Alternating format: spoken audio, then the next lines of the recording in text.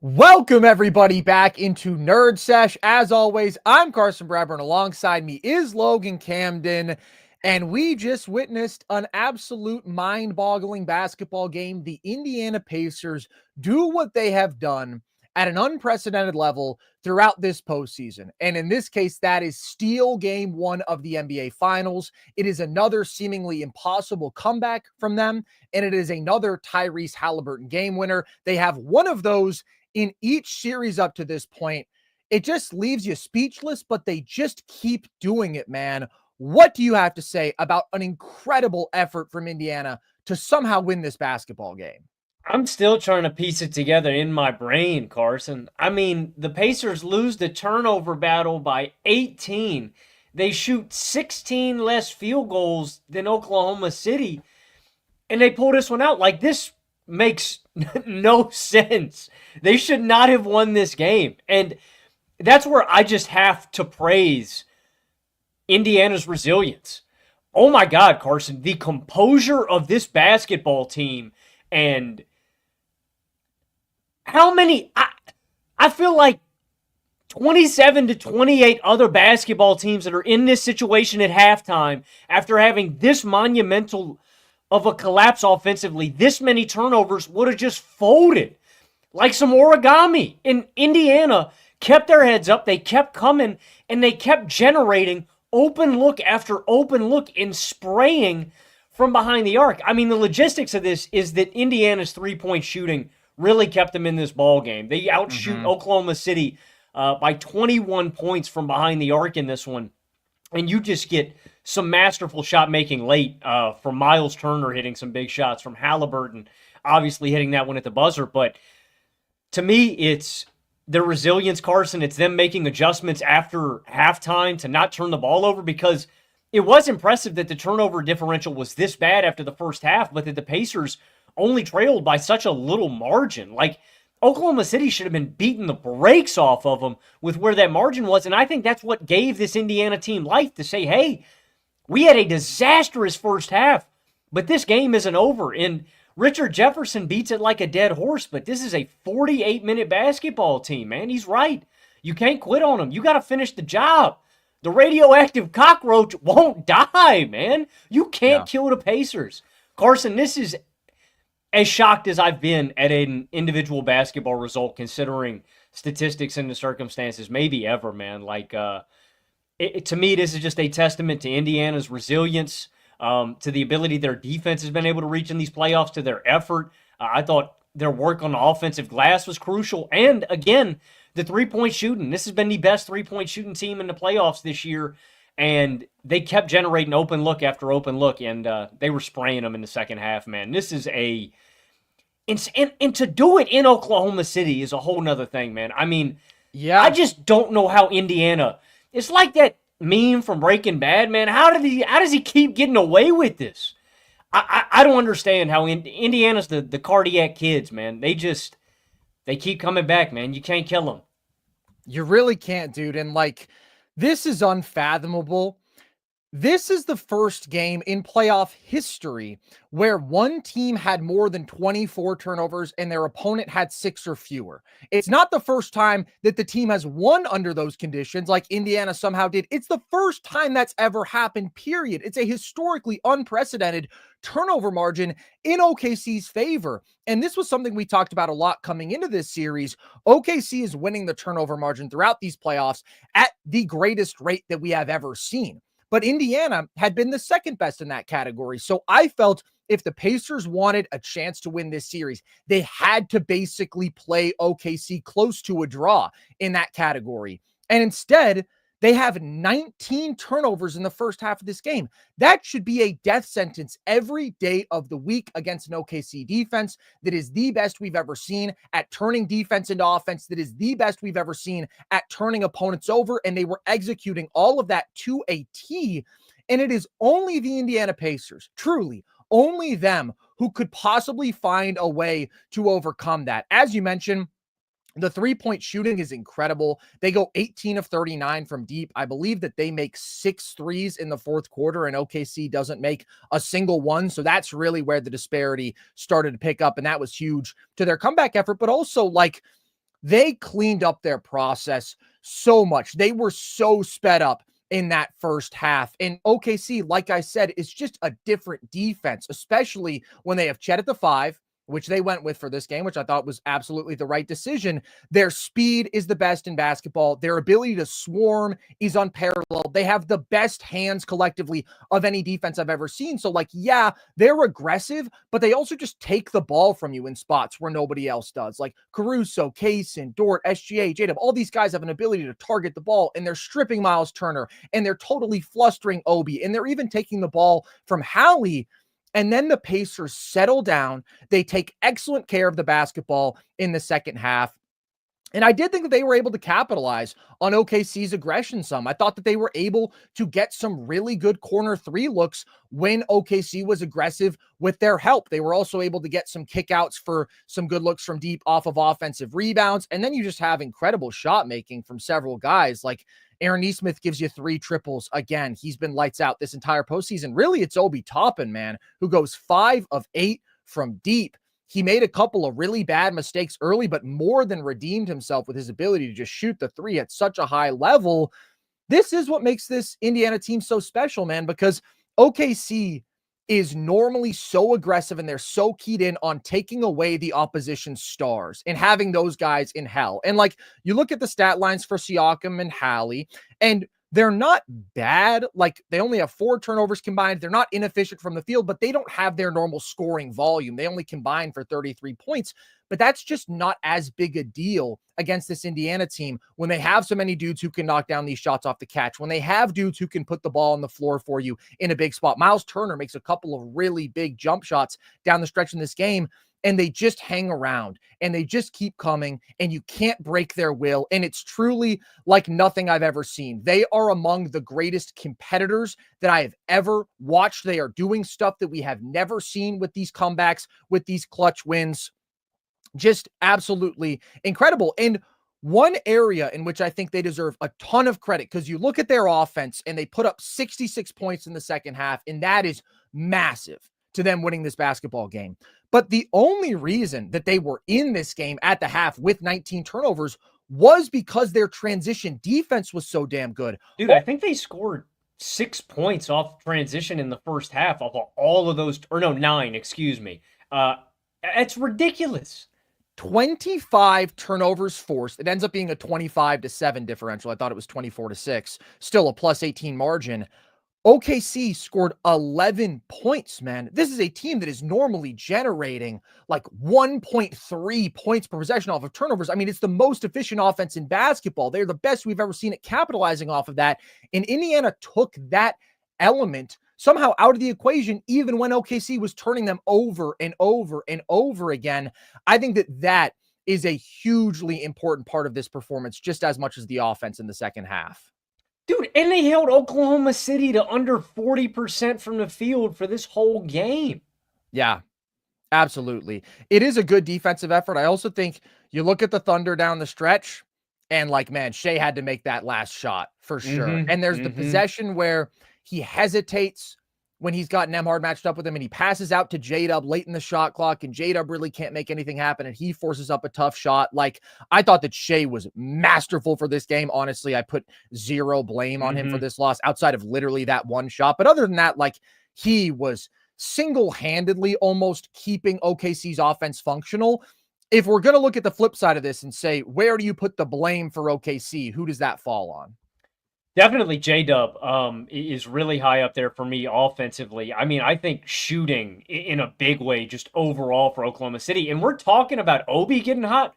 Carson, I thought it was kind of a wash between what we got out of Obi and Lou Dort. And I understand Lou Dort was an elite shooter statistically during the regular season, but I think you also have to factor in the...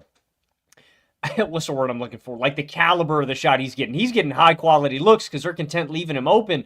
So I thought, honestly, they almost kind of negated each other in terms of impact because they were both shooting so great from behind the arc. So that's where I kind of point the finger at the other guys. I mean, Chet Holmgren gives you 23 minutes, 2 of 9. He looked flustered and uncomfortable. The only drive I liked from him in this game was early when he aggressively took Miles Turner to the hole. I thought we were maybe due for a big Chet game. Like, I thought he was going to build on that. And he did have one other great drive, which was Mhm. in transition when Turner's picking him up a little too high, and that was the only other time he weaponized that speed advantage, and he smoked a layup, what probably could have been a dunk. It was a very disappointing Chet game, very disappointing. And they close with him off the floor. They just go full small ball. And I expect him to he can be way better. In Yeah. J-Dub, I think has to be better. What sucks about J-Dub, Carson, is I feel like I liked every shot that he took in this game. Like, the shots that J-Dub gets to were mostly really open. Like, all the mid-range looks that he was missing in the first half, I absolutely loved. They are open. Those are his spots. I thought he was just missing. And then that kind of bled into some other areas where he was missing shots. But it's really the offense, man, and their inability to capitalize off the transition points. And then I also thought that Indiana did a really, really good job of attacking Kaysen when he was on the floor as well. I thought that that's a mismatch that they can go to. I thought Siakam did a good job on him early in this game, going after him. But really, it's the offense just not being able to knock down open shots and consistently generate offense. I mean, Indiana in the fourth quarter, Carson, goes on two separate runs of 12-2 and 10-2, and you're singing Shai's praises.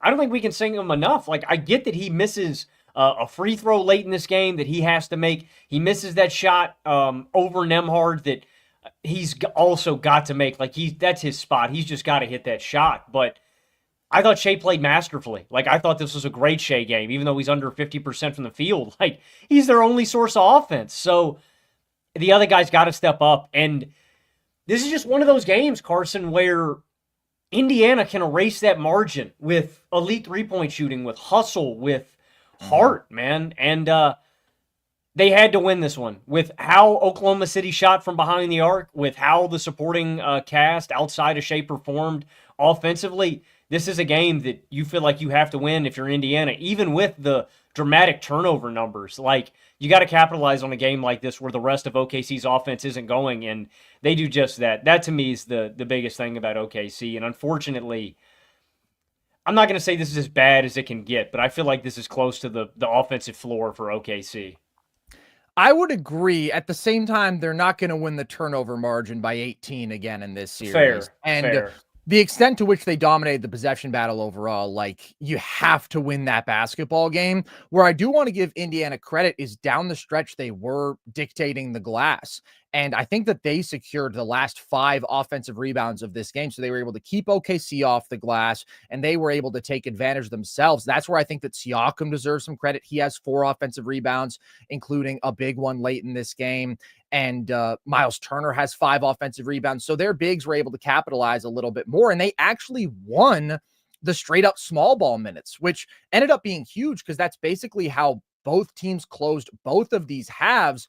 My thought was going to be that those minutes, if we saw them at all, would favor OKC because they are the best team at playing true small ball in basketball. Like, they were able to do it for an extended stretch this year with both of their bigs out and still rack up a high percentage of wins. I just thought their defensive speed and versatility would still be so effective.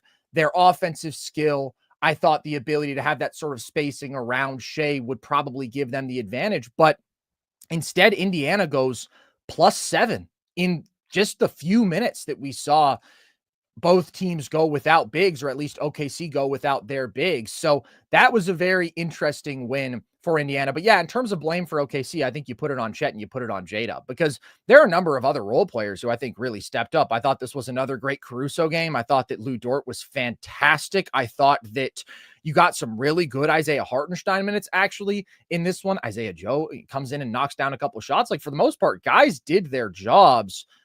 But you look at J-Dub and he goes 6 of 19, man, and really, really struggled until that fourth quarter when he started to get some better looks for himself. He's snaking pick and rolls. He's getting to the rim. He turns that one steal into a dunk. But early on, it was a lot of him missing middies. And I totally see what you're saying about, like, not minding those shots for him. And to some extent, you do live and die with those looks. He was just totally off as a mid-range jump shooter, and that's a huge part of his scoring arsenal. He has to be good there. Otherwise, this is why you have some of the inconsistencies and the inefficiencies. And then Chet, I was so disappointed in. I've been going around saying, I think this is an opportunity for Chet to have the best series of his playoff career. I think that, first of all, he's going to play all of his minutes at the 5 would be my expectation. That's what I thought coming into this series. We did not see a single minute of double big. It goes beyond changing the starting lineup. Chet and Hartenstein didn't share a minute together. So he's way more effective offensively at the 5. And where he's deadly is with his speed and his perimeter skill, and particularly against a guy like Miles Turner, who we saw get beat over and over again by Cat as a driver last series, using his quickness advantage. I thought Chet would have some opportunities there in semi-transition as a trailer, maybe just straight up attacking closeouts off the catch. And yeah, you mentioned he had that one drive early, and then he had that one transition take that he missed that he just should have made. But outside of that, he was kind of forcing it. Like, he doesn't have an advantage against Miles Turner across the board. His advantage is his quickness. His advantage is playing from the perimeter. He posts him up one possession in this game. There are a couple of like tentative drives where he turns his back to the basket and he's like attacking from inside of 15 feet. He doesn't have an advantage there. And then an excellent interior defender like Miles Turner can give him some trouble and was able to play him physically and knock the ball away a couple times. So Chet has to be way more impactful offensively. I do think that there's a big opportunity for him going forward, but I think he's the guy you look at as the biggest underachiever in this game. It's him and J-Dub. And the story for OKC has been when those guys struggle is when they're vulnerable. When those guys play at a really high level is when they're unstoppable. They almost won this game. They should have won this game, even with those guys struggling. But that is ultimately the reason that they don't come out with a win. We've got a lot more to say about this game that we are going to get to on the other side of a very quick break for some words from our friends at OddsJam. Look at these results. People are making free money. They're making thousands every month betting on sports completely risk-free. The secret? They're using OddsJam. OddsJam isn't just another betting app. It's turning the entire system in your favor. Here's how. OddsJam uses a strategy called arbitrage, finding odds differences across sportsbooks. You bet both sides, and no matter the outcome, you will profit. Here's an example. If you put $500 on Boise State to win on FanDuel and $335 on their opponent, San Francisco, on DraftKings, you're guaranteed to make $50, win or lose. It's that simple. And with the OddsJam mobile app, you'll get real-time alerts on these opportunities every day. People are making thousands monthly, and to get started, use code NERD20 for 20% off and a 7-day free trial. I guarantee you'll profit during the trial, and if you don't, you can cancel with one click, no questions asked. Don't leave money on the table. Go to oddsjam.com, use code NERD20, and start making money the smart way. I do want to talk about Shai Gilgeous-Alexander and his performance, Logan, because I think if there's something you feel very encouraged about for OKC, it's that. And the fact that Indiana really had no answers for him throughout this game. I mean, even the looks that he missed were very comfortable, very good looks outside of a couple of well-defended drives at the rim. But like that little mid-range jumper that he misses at the end, that's bread and butter for him. What did you take away from his performance? I mean, I think SGA is going to eat in this series, and I mean, he does in this game. Dude, the first bucket he has in this game made me sit up at my seat and say, hey! I mean, that little double clutch into the lefty on the side, it was clean. And then later in the first quarter, he's got a nasty Euro step drive where he finishes with the right hand. Like, SGA is an artist. He plays such a beautiful brand of basketball, but it is so damn effective, man. And you know what, Carson? I was thinking about this, man. You know, we always get into, like, the aesthetics of the game. I think SGA makes it look too easy. I think that's why people, like, maybe, if you don't fully appreciate SGA, I think he just is so graceful. Like, he makes the game look so effortless when he's going. And I think he can play better than this. That's what's kind of crazy is, like, SGA gives you over 35 in this game. Like, 14 of 30, 7-8 from the line, 3 of 6. And the big advantage to me, too, is I understand that Tyrese Haliburton has been clutch all playoffs long. He has been the clutchest player in the playoffs. If there is a guy that I'm going to bet on to be the clutchest player in this series, it's SGA. And it's because no matter what, he is relentlessly attacking and getting downhill. And I just trust him. He is the player that I use the MVP of the league. I trust him more than anybody else in this series. And so as this series goes along, I understand that Haliburton has been uber clutch. And maybe he'll make me eat my words, man. The Pacers have made me eat crow all playoffs long. I'm kind of... It's beyond uber clutch. It's the greatest individual and team clutch postseason run we've ever seen. You are talking about 3 comebacks where they're trailing by 7 or more points with 90 seconds or less remaining, when the rest of the league combined has one such win since 2000. The 2025 Pacers have 3. You're talking about 4 game winners by Tyrese Haliburton in a single run. Dude, I can remember damn near every game winner in a playoff game in my lifetime. Like, it is a big deal when you do that once. To do it once in each series, we've never seen that before. To be now 6 of 7 on these go-ahead game-tying shots in the last couple minutes in these playoffs from Hallie, that is absurd efficiency. Like, I agree with what you're saying about Shai. He would be my bet to be the best clutch player in this series too, but I just feel like there was so much to talk about with this game. I don't want to bury that Hallie individually is doing stuff in the clutch that we've never seen before. Like, this is very much a collective comeback, but every single time you need a guy to just step up and amidst all the chaos, deliver a big shot. If it's off of his own missed free throw, if it's in a spot like this where you've got 6 seconds and there's no timeouts and you're just going to try to kind of push and see who can get you the best shot, it's been him every single time. And this is exactly what Indiana needed, man. I mean, if they want to win this series, they had to steal a game with some magic like this. And to win on the road in OKC, like, it's been almost impossible. OKC was 44-7 at home this year coming into this one. They had the highest home point differential in a postseason in NBA history coming into this game. So please go back to talking about SGA. I'm just like still reveling in how insane what the Pacers did tonight and what they've done and what Hallie has done in the clutch throughout these playoffs is. Well, I'll wrap the Hallie point up. I mean, I think Hallie really, he has such impeccable feel. He just knows when he needs to get going. I was really disappointed with him in like the first 6 to 8 minutes of this game. I wrote down distinctly, I remember, where is Haliburton? Right after that, he misses a jumper. A couple possessions later, he hits a jumper, and then he gets going. First half keeps rolling. He ends up, and he turned the ball over a couple of times, but he ends up hitting a couple of big threes that they need to get going. And then late in this game, it's not just the big shot that he hits at the end. He also hits a really crucial clutch scoop layup, too, where they need to put some points on the board. Like, Hallie's consistently been doing this, but fundamentally, I do think we get in these neck-and-neck environments. SGA is the guy I want, and it's because he continues to get downhill. He continues to draw fouls. He is just consistently the most aggressive and most reliable player. And so I'm going to bet on that. And I think Shai hits that shot next time, man. Hallie got him. And if there's one thing that's proven, slam the door, man. We can't play with the Pacers. Like, no. I mean, if you leave it, they're snatching it, and they're gone. Like, the Pacers are like a thief in the night, man. Do not leave that window open. They are breaking into your house, and they're robbing you, and they took it, and they're gone. Like that. Like, in the blink of an eye, man. You got to put this team away, man. You got to put the kids to bed, dude. You cannot leave it in the balance, because Hallie's going to take it. You can't. And, like, it's not just this magical element that they seem to have going right now where you're like, is this actually the team of destiny? Like, does it not matter who you put in front of them? Are they just going to find a way to steal these games no matter what?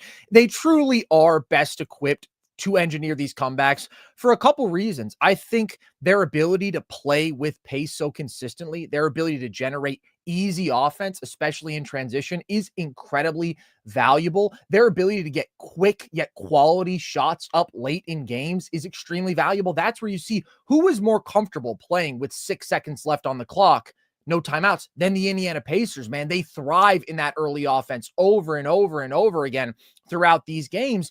And just their ability to consistently generate that high shot quality in transition, but also in the half court, they're the best offense in basketball. So yeah, they do have an ability to stick around and come back in these games, even when it seems like it shouldn't be possible. Can't give them enough credit for that. It's miraculous what they're doing, and yet they continue to do it. On the SGA front, I do think that Indiana has a major, major problem on their hand. And when we're talking about something you expect to be sustained throughout this series, I think Shai is going to continue to get whatever he wants. I said that if they don't start making him see aggressive coverages, he can easily score an efficient 35 a game in this series. He's getting into the paint at will. whatever they are throwing at him out of pick and roll, like if they are bringing the big closer up to the level or in like a high drop coverage, he's just too quick and he's shifting past them and he's getting downhill. He split the pick and roll 1,000 times in this game, man. And especially when he's bringing Hallie into the action, and Hallie shows he's just beating the show by splitting pick and roll. I mean, he's just getting past two defenders over and over again. He is the best downhill guard in basketball. And then when he gets there, he has some remarkable finishes in this game. If they try to play drop against him, like a deep drop coverage, he's just snaking his way to these easy mid-range looks.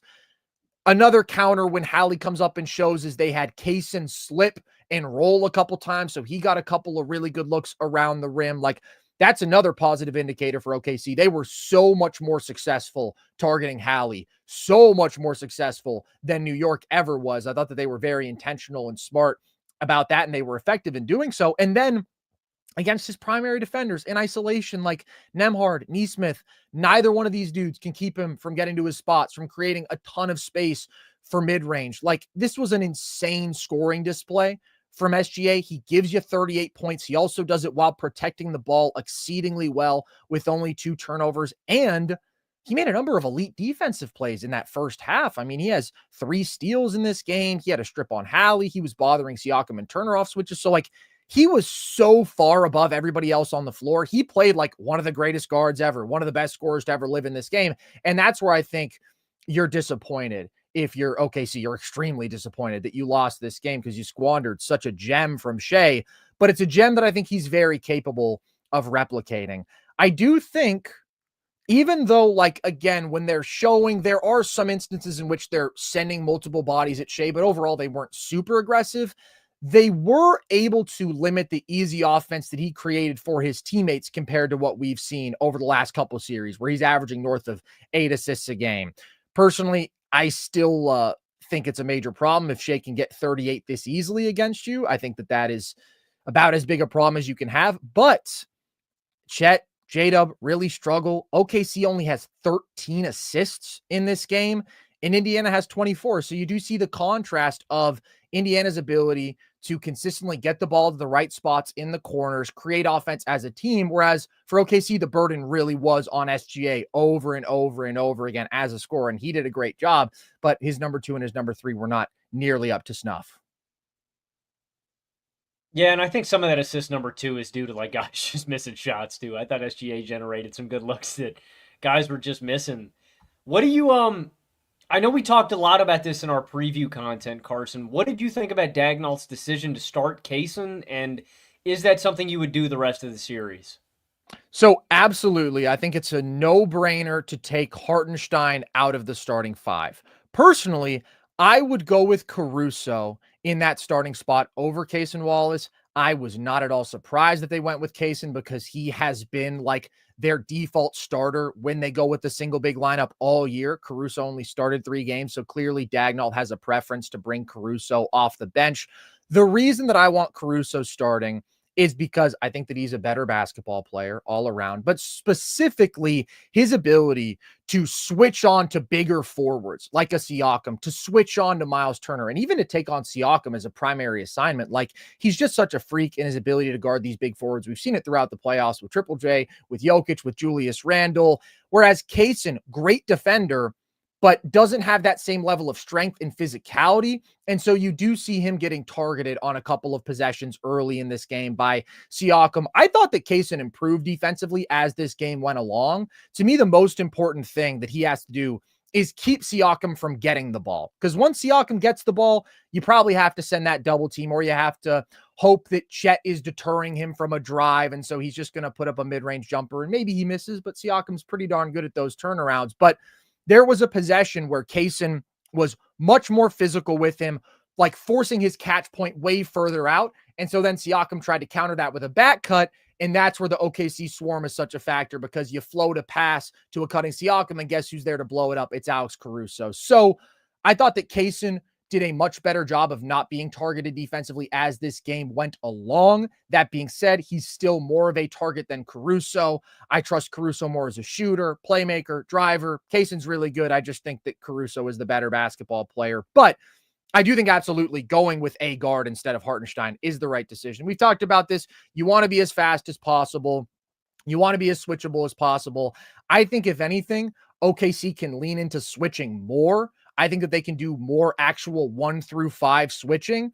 And then even when they are regressive, their speed is just so much greater without a big like Hartenstein on the floor. So that's where they're able to cause chaos. Like you forced 19 turnovers in the first half. You did your job on that front. And this Indiana offense is really good. And I think that they did punish their aggression, but they've just been so much more effective with Chet at the 5, plus 18 net rating in these playoffs compared to plus 1 net rating with Hartenstein. So yes, I think that they should go with a guard. I'd go with Caruso over Kaysen.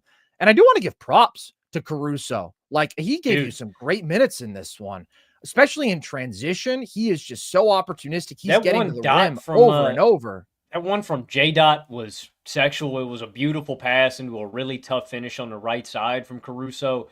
Dude, that one chase down block.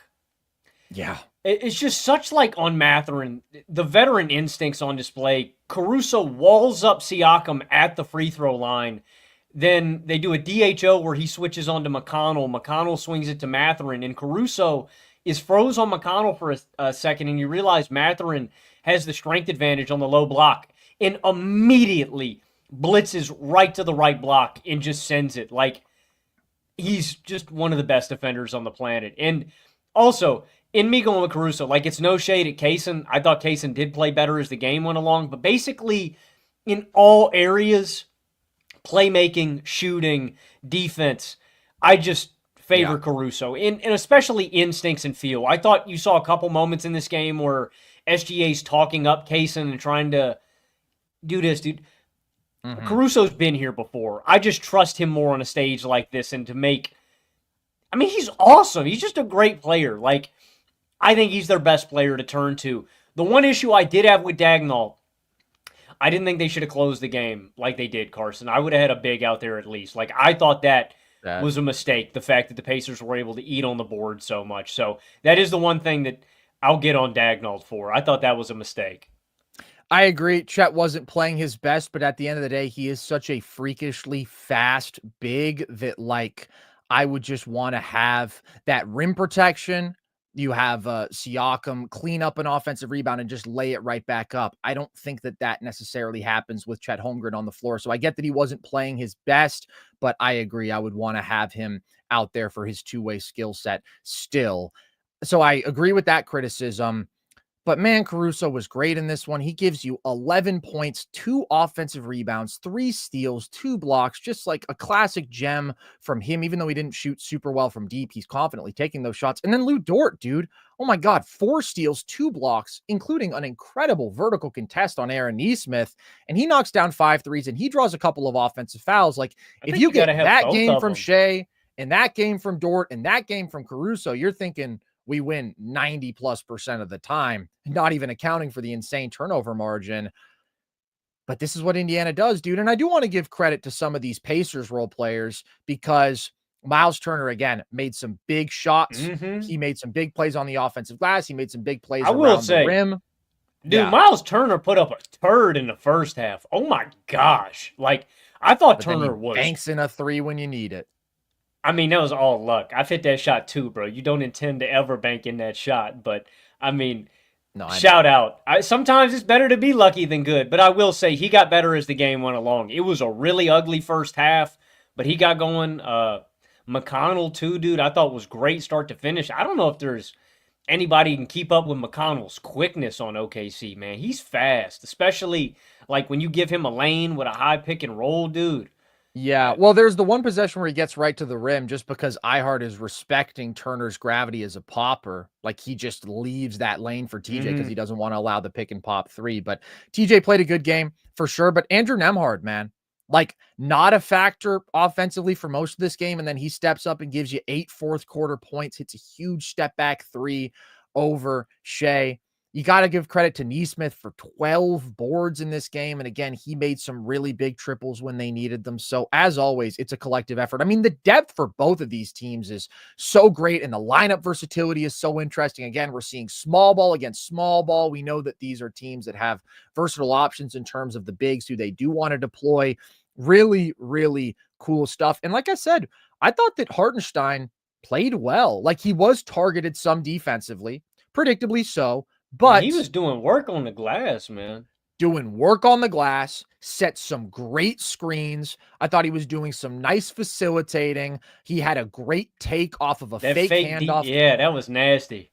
He was productive. And I understand why Dagnall went with him for 17 minutes and only went with Chet for 24 minutes, just because, again, this was such a bad Chet game. Looking forward, Logan, what do you think we'll see in terms of adjustments? Let's start with the Thunder. They're the team who lost this game. Where do they have to be better? And what would you like to see them change up? Yeah, I do want to see him start Caruso. I do want to see Chet get more burn. And I think you got to maximize your possessions. You know, some of the turnovers they had in the first half, they gave right back to Indiana. You know, I mean, when you win the turnover differential like that, that's not really that big of a deal. I think the bigger thing is that J-Dub and Chet really get going. It's cliche, but like it's really simple. I mean, J-Dub just has to be better. J-Dub shouting out San Diego, man, 619. Like that can't happen, dude. He's got to hit some shots from the mid range. Oh, that's because of Rey Mysterio. That's the only reason you know that. Shout out. And my boy Ahmed lives out there, man. Shout out Ahmed. Big ups. Let's dox Ahmed. Can we get an address? J-Dub and Chet got to be better. I would just play Chet more, too. Like, I get he's disappointing. Like, I'm giving him more than 23 minutes. Like, come on, Dagnall. And I'm not willing to just completely give those guys a pass, Carson, but this is the first really big game of their careers, man, in the NBA Finals. It's still a really young team. I'm hoping that this has more to do with growing pains and inexperience and feeling the gravity of the moment. It's like the Pacers have been here before. They went on a run last year. Every single series they won, they've had their backs up against the wall at various moments in these series. It's like the Pacers have been in these high-stress environments. Oklahoma City blew out a ton of teams in the regular season and didn't have to win a ton of tight games. It's like that is where I would give Indiana a little bit of an edge, just in terms of the feel. Like you were talking about it earlier, Carson, the pressure was on OKC. Like they swung it right back. Even before Indiana took the lead with the Haliburton shot, you could feel it. It was palpable. Like the pressure was back on OKC, and they ultimately crumbled in this moment. So it starts with the young guys. They got to shoot better. You just got to maximize your possessions. And I think Dagnall can be better too. No AJ Mitchell minutes. We don't need him. Yeah, that was that's not weird. the biggest and thing, but it was three strange. offensive rebounds, but then he's putting up some shots where I'm like, AJ, it's a little rushed. It's a little much from you at this point in the NBA Finals. That was weird. And like clearly he just wanted to try different dudes out. We got some real Isaiah Joe minutes, some real Aaron Wiggins minutes, but I agree. I don't think we need to see AJ Mitchell again.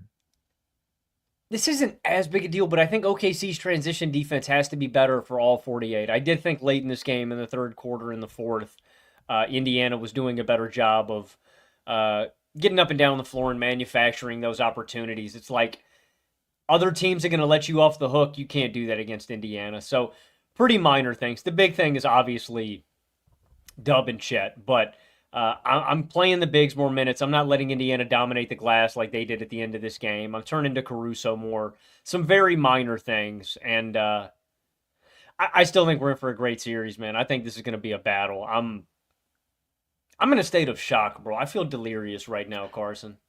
This is what the Indiana Pacers do to MF. Literally. This is just what they do. It's insane. I will say, overall, the transition defense from OKC was pretty damn good in this game, man. They let up 13 transition points to the Pacers, who are averaging north of 25. Like, that's where I think in some ways you have to give the Pacers credit. Did Indiana win that tonight? The transition battle too. OKC was +8 in the transition battle. So to win the transition battle and to win the turnover battle by a historic margin, when we knew those were going to be two huge factors in this series, and to lose that game as the Thunder at home, as the favorite with the great Shai game, like, whoo, there are a lot of reasons that I think OKC is going to be losing sleep over this one. But going forward, I do definitely still expect them to win this series. Like, I think that they do absolutely have more margin. Yeah, and in no terms hater of shit. Adjustments. Yeah. Sorry, I was just going to say no hater shit neither, but I don't know if Obi Toppin shooting like this again.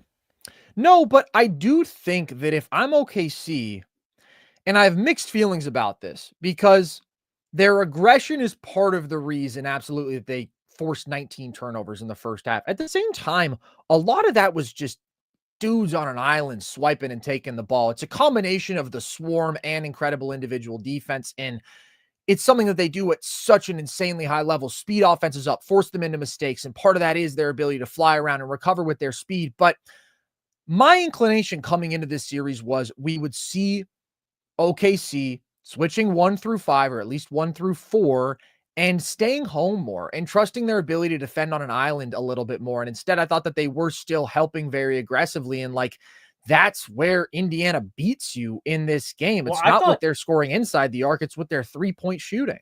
Well, it's funny that you say that, Carson, because I thought in the first half, Indiana had a really hard time just creating an initial advantage ever. Yes. Yeah, I agree. I also think you saw Hallie get more comfortable versus the drop coverage in the second half of this game. Overall, OKC played the drop pretty damn well. Like, normally I try to avoid drop coverage when I'm playing the Pacers just because I think that's when Hallie's most comfortable as a scorer, and you have such a great popping big in Miles Turner, but he missed a couple of threes against the pop early, and the screen navigation from OKC's guards was so great. And then Chet is just such a huge deterrent that like Indiana wasn't really getting to their bread and butter looks necessarily versus drop early. But then I thought Hallie got more aggressive. He hits a mid-range pull-up. He hits a floater versus iHeart in drop. And then Turner hits a big midi versus drop late in this game. So I would probably either go to Chet playing in a higher drop where he's almost up at the level, or I think that I would just switch everything, which they did on a couple times. They switched Chet out onto Hallie, and he held up well. Where they were able to capitalize on that, interestingly, was Miles Turner gets a deep seal. Like, that's another thing. Miles Turner, just a couple possessions in this game. It's not a huge statistical performance from him, but he did a couple of really good things, and one of them was punishing a couple of switches just by getting deep-ass position, and then he's getting a foul or he's getting a very deep catch. I also think on the other side of the ball, OKC has to continue to involve Hallie in as many actions as possible. Hallie is not a bad defender, but they were able to manufacture really good results going at him. If he's getting lost off ball, trying to navigate a screen that Shai is setting for Kaysen, who cuts right to the bucket. And there was that stretch early in the third quarter where like Kaysen is initiating offense and going at Hallie over and over again. And he's getting really, really good results. He beats him on a drive. He is able to get some dribble penetration and then find a cutting J-Dub with a lob. He, again, screens for Shai and then rolls. Overall, I would target Hallie much more using Kaysen as the screener with Shai as the ball handler than with Kaysen as the ball handler. But I was impressed with Kaysen's ability to get a couple of good shots for OKC in that third quarter. And then obviously, like you said, I mean, J-Dub has to play way better. I didn't hate his shot diet. I liked it more in the second half, though. I do think that both OKC guards have an opportunity to get really good looks going at Miles Turner out of pick and roll, because if he plays a higher coverage where he's closer up at the level, I think they can get past him, shifting gears. And if he lets them get to those bread and butter mid-range looks when he's playing a deeper drop, well, that's what both of these guys love feasting on offensively. J-Dub just has to shoot better, absolutely. And then Chet, I've talked about it, but be more aggressive in transition, be more aggressive attacking off the catch when you have a chance, be aggressive shooting the three if Miles Turner's giving you cushion. But if he is giving you a little cushion, or if, again, you're initiating your attack from like inside the paint or inside of 15 feet, you don't have an advantage. Don't be aggressive in that spot. That's not where I like Chet as a scorer, but I want to see way more production out of him offensively, because I do think that he has an opportunity. I also think that like if he does start dusting Miles Turner, that's where Indiana has a counter, which we talked about, where they can put Siakam on him. They can put Turner on Dort. Well, maybe not if Dort shoots how he did today, but they can have Turner as the roamer, and then Siakam is a better counter and match for Chet's speed. That could be an interesting thing they could turn to. I just thought about this. You were talking about the Oklahoma City offense and involving Hallie in a bunch of actions. I think Oklahoma City can just do a much better job of exploiting some of these pieces. Like, I would be trying to go with Siakam and get him to switch onto the perimeter. I think that's where he's really at his weakest. I'm trying to get Turner switched out on the perimeter too. And if that's really just as simple as involving those guys in the action every time, like, I just think that that's who I'm going at. in the half court, because that's where I thought they stalled out, and those are the guys I'm attacking. And I don't want to beat this dead horse. I really do think that J-Dub and Chet are going to they have to get more comfortable as the series goes along. Like, I got to think that some of this has to do with, like, young guy jitters in the first game of the NBA Finals. Like, I just expect so much more from both of those guys, and they're so much better players than they showcased tonight, man. Like, I think these are both guys who were top 25 players in the league today. Bona fide, man. That's how highly I think of J-Dub and Chet. And I'm really disappointed at the level they were at, and I got to think that they're going to come back better than this. But there is more deliberate game plan stuff I think they can do, and that's one of them, man. I'm trying to get Siakam and Turner on the perimeter as much as possible. How about Indiana's side? What would you like to see them mix up, if anything? I'd like we mentioned earlier, I thought they did a good job. Whoever that little guy is, if it's Kaysen who's out there, I'm going at him. And just ball movement, man. Like you said, Carson, use OKC's aggression against them. And I thought they did a really good job of that in the second half to generate good looks.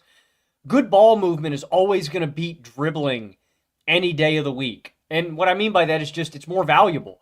You can get a lot more done with 3 passes than 3 dribbles. The ball moves faster, when it's flying through the air. And Indiana is great at that. And that's why you said it, Carson. Oklahoma City is going to have to strike this balance between being aggressive and wreaking havoc and trying to make big plays happen versus overplaying their hand and just de facto creating advantages for Indiana. They can't do Oklahoma City's defense can't do that for them, because then you're just spoon feeding them easy looks. And if there's any offense in basketball that is going to kill you for just giving them advantages, it's Indiana, because everybody can shoot, everybody can put the ball on the floor, and they can all score from everywhere. So I think it's got to be on Oklahoma City too to be more disciplined. But I thought Indiana's adjustments in the second half were really encouraging, Carson. They took care of the ball way better. And that's the biggest thing, man. Yeah. They maximized every opportunity they had on offense, and they were getting shots up. And again, this is the number 1 3-point shooting team in the playoffs. So that's what I'm doing if I'm Indiana. I'm going to continue trying to weaponize Oklahoma City's aggressiveness against them. Yeah, and like I said, I do have mixed feelings about asking OKC to dial back the aggression. I think that there's a balance to be struck, but like their defense ultimately was the reason that they were on path to win this game. They hold Indiana to a 110 offensive rating, which like isn't a suffocating number for OKC, but it's a pretty good number to hold a Pacers team that is averaging whatever, a 118 offensive rating in these playoffs to. The problem is J-Dub and Chet, and we talked about this, but the splits for those guys in losses versus wins, the difference is so drastic. They've been so good in wins and they've been so bad in losses, and that trend continues tonight. But if OKC just could have done a better job capitalizing off of turnovers, turning that into offense like they normally do, like they could have ran away with this game. And that's where you have to give a ton of credit to Indiana for keeping that in check, because against probably every other team in basketball, that lead balloons, and that's it. Shout out Rick Carlisle, man. I mean, Absolutely. This is attention to detail.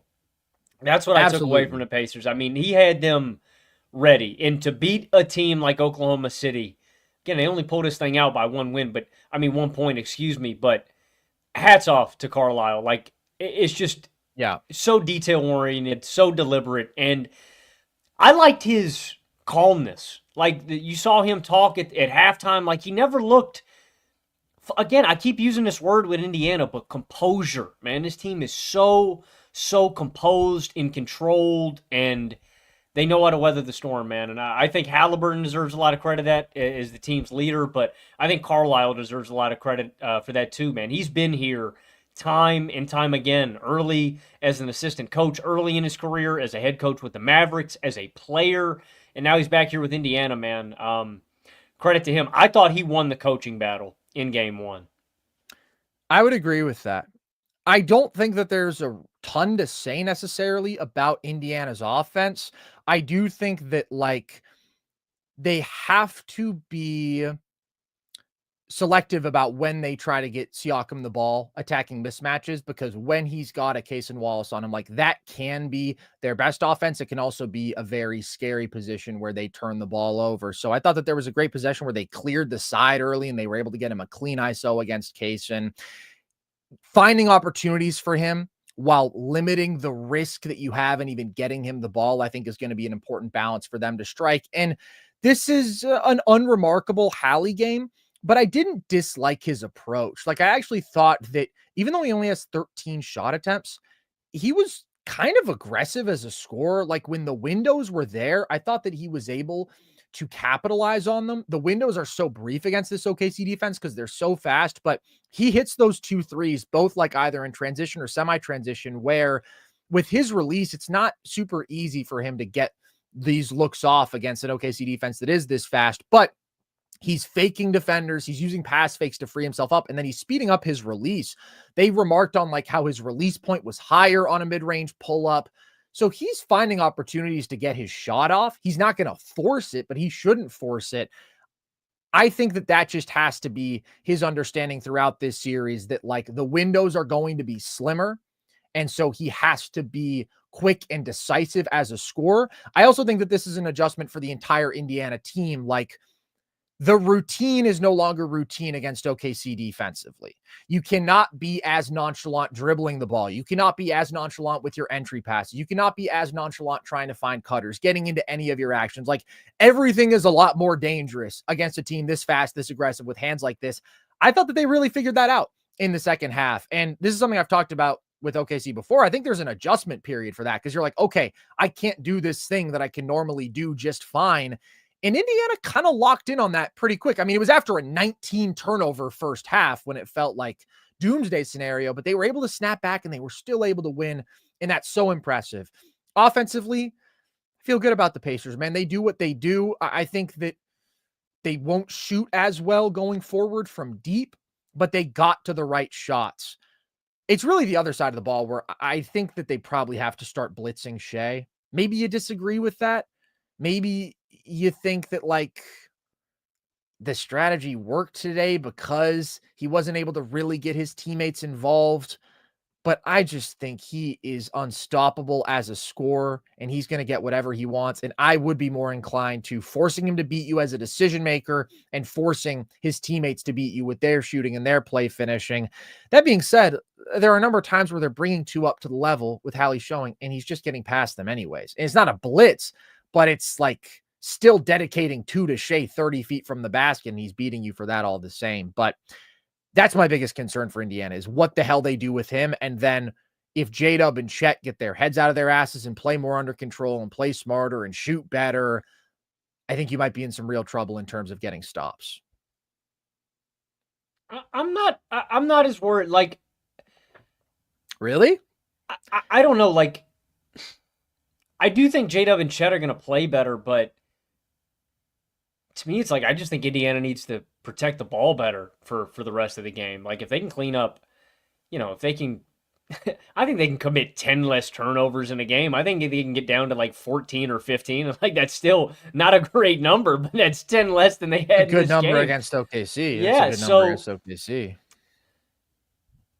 I think if their transition defense can hold up like this, I think they're going to be okay, man. I think they're going to be content with letting OKC do what they did today in the half court. I think these teams are so not evenly matched, man, but it's so crazy the way the number one defense and number one offense thing balanced out in game one. Mm-hmm. And I do think that's going to continue to be a thing.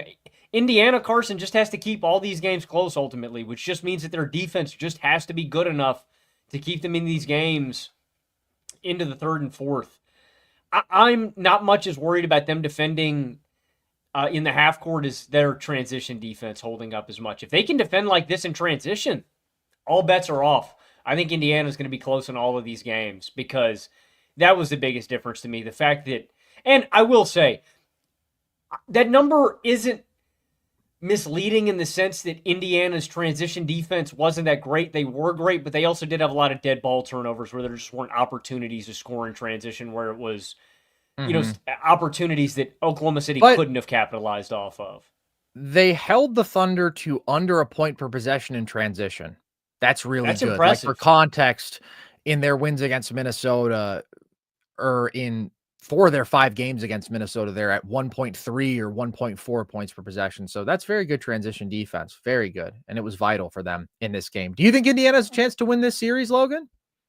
No, I mean, I'm not there. Okay. You don't think they have a chance? I'm not asking, do you think they will? A chance. Yeah. I mean, I'm definitely moved to the point where I would say there's a chance. Yeah, I could see Chet and J-Dub playing poorly enough throughout a series, like in a universe. I don't think that's going to happen. I think Oklahoma City's going to shoot better. I think J-Dub and Chet are going to be way better. I think this defense is still going to be very, very problematic, and I think Shai's going to be the best player on the floor. But, yeah, game one has moved me. As close as it was, I would give Indiana a little bit of a chance. So, but I'm not moving on my prediction. My prediction would still be the same. OKC in 6. Yeah, I would agree with that. I do think that like Shai's level of comfort is so far beyond that of a Hallie or a Siakam relative to the defenses that they're facing. And the gap in the supporting cast offensively was huge in this one. And I do think that Indiana has the better offensive supporting cast, but not by the margin that we saw today. So I think that balances out the guys around Shai playing better going forward in this series. And no, like the turnover margin, absolutely. We won't see this again, a plus 18 turnover margin.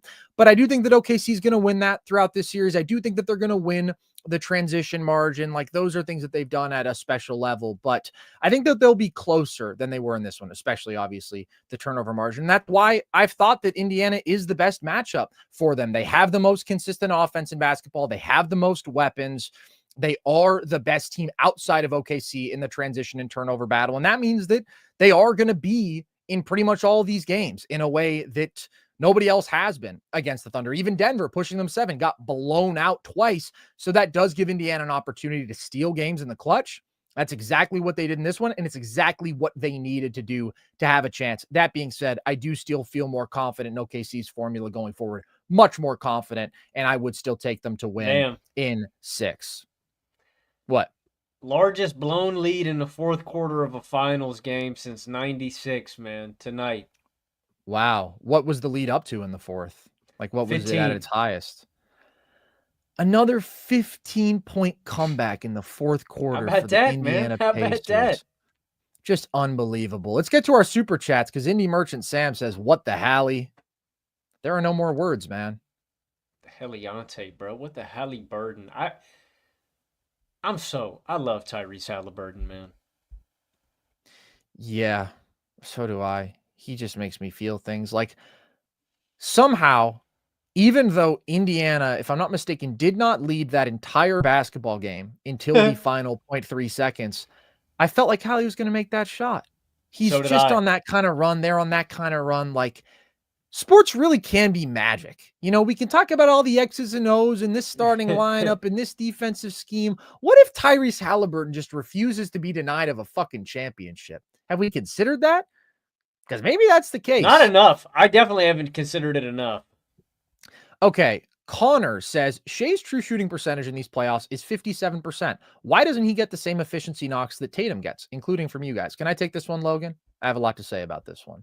So first of all, Shai in these playoffs is putting up 36 and 7 on 58% true shooting. If we're comparing that to Tatum's run last year, which is when I think he was criticized for efficiency, he was giving you 25 points, 6 assists on under 55% true shooting. So there's a huge scoring volume gap there. There's a really sizable scoring efficiency gap, especially because Shai's true shooting percentage is lowered by the fact that he just really was not good in those first 3 games against Memphis. Absolutely. But since then, he's been locked in. He's been playing at an extremely high level. So the production, the efficiency is not similar to Tatum's last year. It's significantly beyond him in both categories. And also, I think that the level of defensive attention that Shai is seeing is not remotely comparable. We are seeing teams load up so aggressively. We are seeing teams zone up. We're seeing teams do things that just aren't possible against the Boston Celtics of the last few years with the level of offensive skill and shooting and the consistency that they had around Jason Tatum. Shai is carrying a different level of load. He's doing it with a different level of volume and efficiency as just one of the greatest on-ball scorers we've ever seen, while he's limiting turnovers at a totally different level too, which is so vital to this offense. So I've been impressed with Shai, man. It was a bad first 3 games. Since then, I've mentioned this, but 12-game stretch, averaging 36 and 7 on 60% true shooting. The only club to do that in a postseason is him, Michael Jordan, LeBron James, James Harden, Nikola Jokic. That's why. I don't think there's anything to be critical about tonight outside of him missing one shot, but he was pretty incredible. Anything to add, Logan? Well said. Thank you. Baba G Cuts says that Nembhard step back 3 on Shai was so nasty. So nasty, dude. Nembhard's just like that, bro. Nembhard really does this. A tough shot maker. He is a tough shot maker. We both isolated him as like probably the key to this series, and he stepped up with some big moments down the stretch. That's what's so crazy about the Pacers, man. These barrages, they just build. And it's just score after score after score. And like, I don't know about you, I never felt like OKC was melting down in this game. I just felt like Indiana was playing at a super high level. And like, yeah, there were some things that the Thunder did wrong for sure. But my God, it's just such impressive offense from the Pacers down the stretch. Flurries, man. I mean, I read off that stat. They're the first team since the 2019 Warriors to average 28 plus assists per game and to have I think 119 points per game heading into the finals. Like, this is a all-time offense, man. They are elite. Crazy. Evil Crisis. Pacers feel like the team of destiny. I'm not sure OKC is surviving 6 games. Dudes lost with Dort shooting 5 I think they mean games. 5 threes, but hey, bro, I mean, Toppin, how many Toppin hit? 4 or 5? I mean, like 5. Like, that kind of negates. Like, I think you got to add that in, too. I don't think Toppin's making 5 threes in the game, too, so they kind of wash each other out. But, yeah, I mean, the Pacers do feel like a team of destiny, no doubt. But OKC surviving 6 games is kind of crazy to me.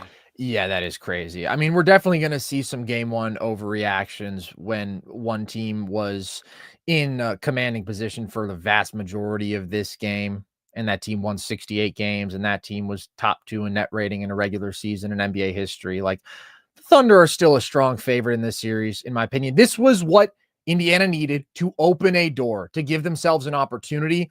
But let's not go overreacting, especially because it's like, yeah, Lou shot really well, but Lou also shot really well in game 5 against Minnesota. Lou also shot 41% from 3 on 6 attempts a game this year. Like, he had been struggling in the playoffs, but it's very possible that he has just found his shot now and he's in a rhythm because this is a guy who can shoot 40% at volume. He's done it for the last 2 years. I don't want to say that about, I mean, and Toppin's been in a groove too. I mean, last game he was great. He had been really bad in these playoffs. Maybe he's found his stroke too, but yeah. I don't necessarily trust either of these guys. I do think that there's a pretty considerable gap as 3-point shooters. I do. I would tend to agree. In Dort's favor. Yeah. JM says if Denver, Chet, and J-Dub show up, Indiana wins in 6. If Minnesota, Chet, and J-Dub show up, OKC wins in 6. Thoughts? I agree with that. I think that's a good take. That's an interesting take for sure. I absolutely see where you're coming from.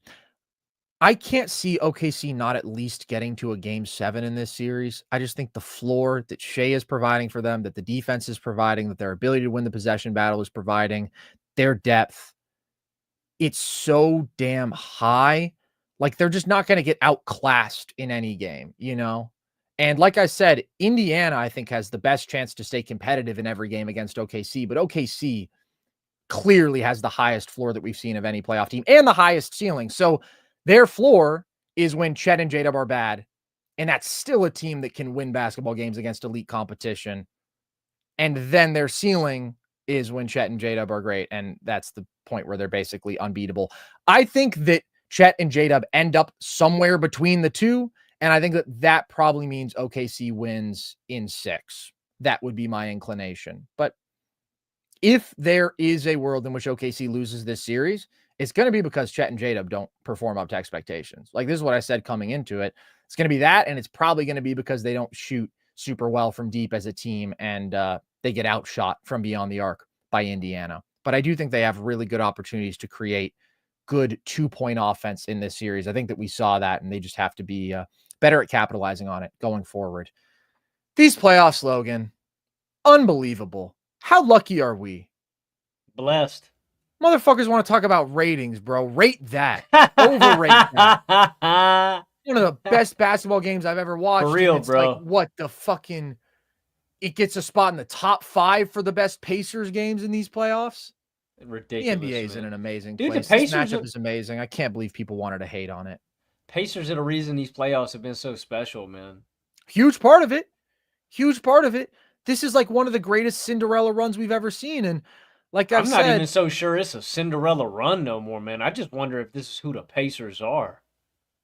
okay, but it's Cinderella when you do it in this fashion, no matter what. Like this many magical moments. I just mean, As a four I'm seed. not. Look, I man, just mean, I'm just not so sure that when midnight hits, that the slipper ain't gonna fit no more. I wonder if the slipper is gonna fit next season, man. Like okay, I like how Indiana, you said that. I think Indiana could do this again. Like that's the only reason I say it might not be a Cinderella run. I could see him coming back to the ball. First of all, beautifully said. You know me, man. I'm the guy who's been telling everybody who will listen that the Pacers have the second best record in basketball since January 1st, that they've been playing at a 60-win pace with Hallie on the floor for 3/4 of the year. So I don't mean to imply that there's anything flukish about it. Obviously, I am literally trying to do the opposite of that. I've been trying to do the opposite of that and talk about how legit this Pacers team is. But it is magical. And like it is still in the scope of NBA finals runs, definitely a dark horse run. It's just very rare that you see a 4 seed in the finals to begin with. So it's not taking anything away from the level they've been playing at for a long ass time. It's just being like, this is insanity. This is magic. This is whimsy personified. This is clutch performances, the likes of which we've never seen. And they did it again. They did it again. They did it again. Can they do it again? I don't know. But every time that you think, well, certainly they can't do that again, they do it again. So there's a lot of logic that points to OKC winning this series. That's what I align with. But there was a lot of logic that pointed to OKC winning this game, and the Indiana Pacers found a way. What the Hallie, man. God, I love basketball, and I love these NBA finals. And I'm bummed that we have 2 days off. I just want to get back to game 2, man. Let's just keep this machine rolling. But we hope that you guys enjoyed the game. We hope that you guys enjoyed our analysis of it. And if you did, the good news is we will be back for game 2, live post game. We have tons of content on our YouTube channel, of course, and maybe we'll get something done before game 2. But regardless, you can join us then. And you can join us for all of our post-game streams. You can see all of our video essays across our YouTube channel, and you can listen to all of our full episodes of our podcast across all audio platforms. You can also follow us across social, TikTok and Instagram at NerdSesh, Twitter at Nerd_Sesh, and you can join our Discord if you want to become part of our community there and just chat with the gang. Thank you to all of you who tuned in. Thank you to all of you who asked questions with Super Chats. We appreciate you as always. And with that, I've been Carson Breber. I have been Logan Camden. And this was Nerd Sesh.